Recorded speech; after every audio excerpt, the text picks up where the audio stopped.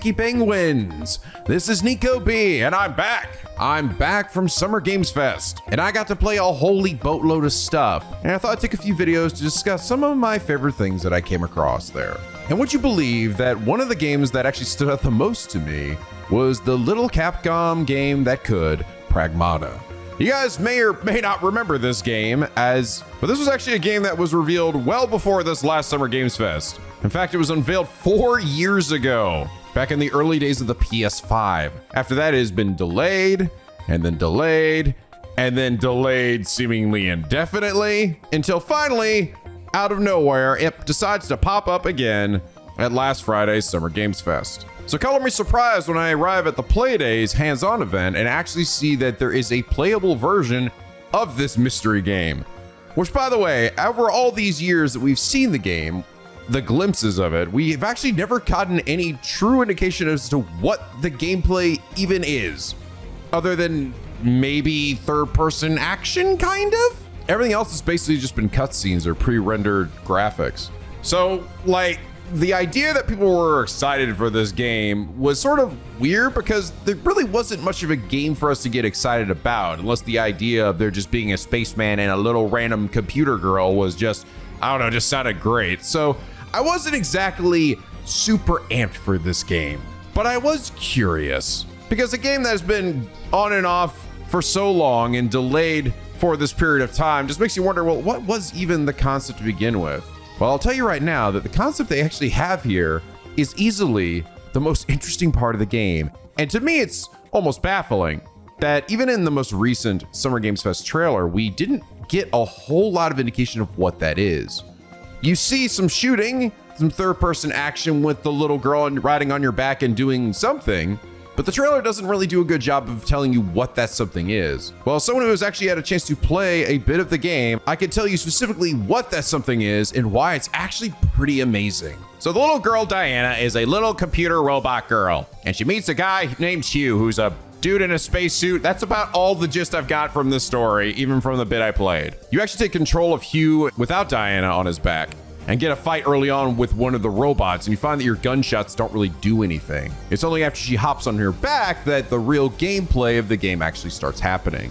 You see, when you're aiming at an enemy, in real time, a grid will show up in the top right, and it's essentially a puzzle where you have to guide an icon across the grid and through certain waypoints all the way into an endpoint. Once you've hit the end of the grid, the enemy becomes stunned, and then you're able to do damage to them with Hugh's firearms. However, the trick to this, and why this ends up being kind of wild, is the fact that when you have this grid up, the action does not pause. The enemies will still continue to attack you and move towards you, all while you're trying to navigate this little puzzle in the top right corner. Diana will even scream to you if an enemy is getting ready to attack you, so you can at least sort of listen out to like a tell, even if you're obviously not super focused on the enemy in front of you. But it's very much working like one side of your brain and the other. One side's trying to solve the puzzle up there, and the other's just trying to stay alive and avoid the enemy attacks. And if the enemy manages to hit you, it actually resets your puzzle progress. And the concept is surprisingly deep and satisfying.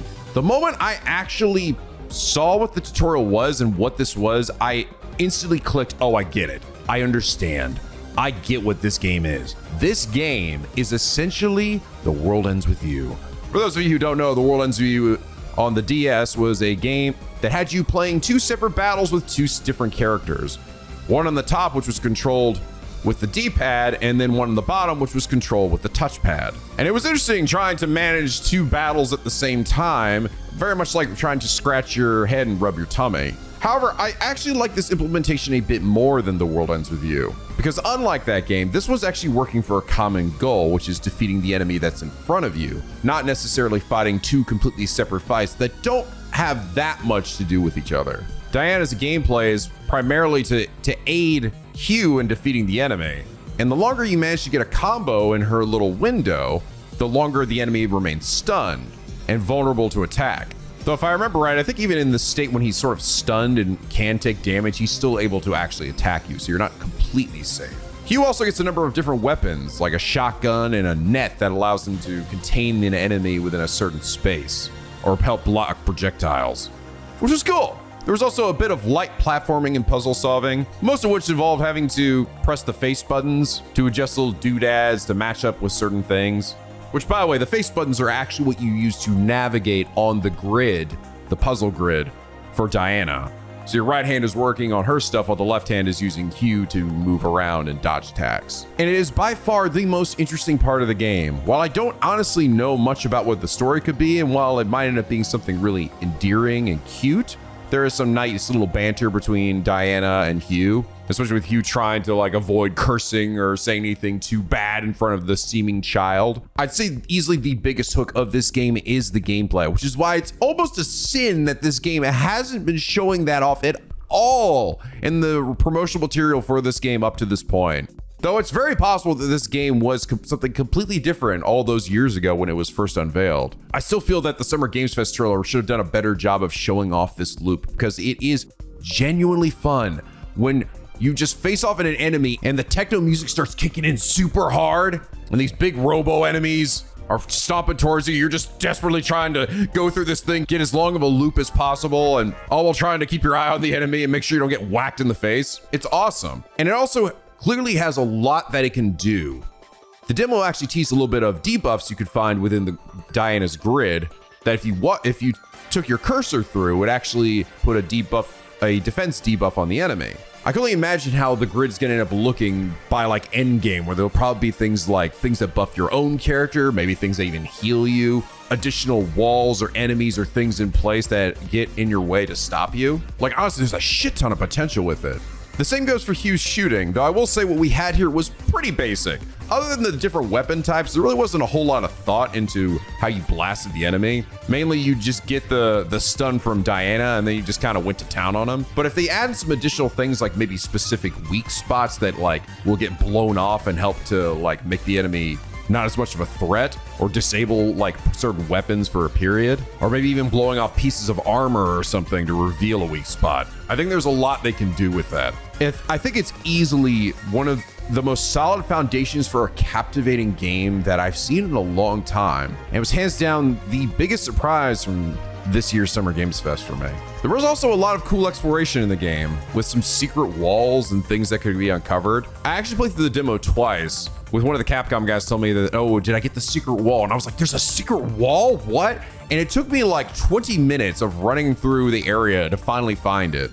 That this game essentially has like illusory walls that hold additional currency and weapons and abilities that you can give to Hugh. If I had any like critiques about what I played or any sort of worries, the game wasn't running super great, but it's clearly pretty darn early, at least the version that we were playing. And the trailer stuff showed some gameplay and that was running smooth, so I'm not really too worried about that. But like I said, I think I would love to see Hugh's gameplay expand a bit more beyond just simply blasting enemies that get stunned by Diana. One other bit of a criticism that I had that I actually even discussed with some other folks too who had a similar feeling. Diana's cute. She's cute, but I feel like she's a little too doll-like, if that makes sense. Like they made her like a little too beautiful, if you know what I mean. I don't know, she doesn't really look like an actual child. She just looks like a doll. And it's kind of like this weird uncanny valley. I actually think she looked way better back in the initial reveal trailer than she does now. I don't know, I think I should just kind of try to naturalize her face a bit more than necessarily dolling her up. I think that make her a bit more endearing and feel a little more like an actual child than just, I don't know, you carrying this like weird doll thing. But like I said, the game still feels pretty early, so they'll have plenty of time to adjust faces and animations and things like that until the game gets released later next year. But I also think that this game is overall going to be a bit of a tough sell for Capcom, because I think people really need to play it for themselves to see what makes it so captivating. So I hope that they have a demo and they make a demo like available before the game gets released so that they can see that. But I also believe that in the promotional material itself, it really should show off this gameplay loop. Show the grid, show how the actual like systems work, because that is really what makes this game from just the onset really captivating. But after this playthrough, I will say I have so much more faith in this game than I ever did before. I mean, honestly, before this reveal, I thought we weren't going to see this game again. I figured it had just been quietly canceled and Capcom was moving on to other adventures, but seeing it back and actually having gotten my hands on it, dude, it's fun. It's really fun. This is a good, solid foundation for something that actually could be a real winner for Capcom. And I went from really not caring that much about what this game was to suddenly I'm actually excited now. I really want to see what Capcom does with this title. But yeah, shocker. Absolutely shocked how enjoyable this game was. I really can't wait to see more. And it was something that I found so interesting that I legit had to make a video on its own just talking about how cool it is. Because god dang it, man, if there's one thing that Capcom always seems to come through on is making an incredibly interesting gameplay loop. They're so good at it, time and time again. And this game is a fine example of that. And hey, if they could actually manage to make an interesting story around you and Diana, I think this game has a real potential to be something truly special. But anyway, guys, I hope you all enjoyed this little peek and preview of Pragmata. I'm definitely gonna have my eye out for this one, but I actually ask you guys to consider checking out yourself if there ever is an opportunity, whether it's a demo or at a convention or just a chance to get a sneak peek, because this game, once I think people get their hands on it, they will see what a lot of us saw. And I'm not the only one who felt this way too. A lot of other creators of the event, they all had the same positive feelings that I had, that damn, this game's just fun as hell. So don't discount this one, guys. Keep it on your radar. I think they got something really cool here. But anyway, guys, I hope you all enjoy this episode. I'm going to be putting out some additional videos from my time at Playdays, so look forward to those. And as always, Piggy Penguins, till next time, guys, stay classy.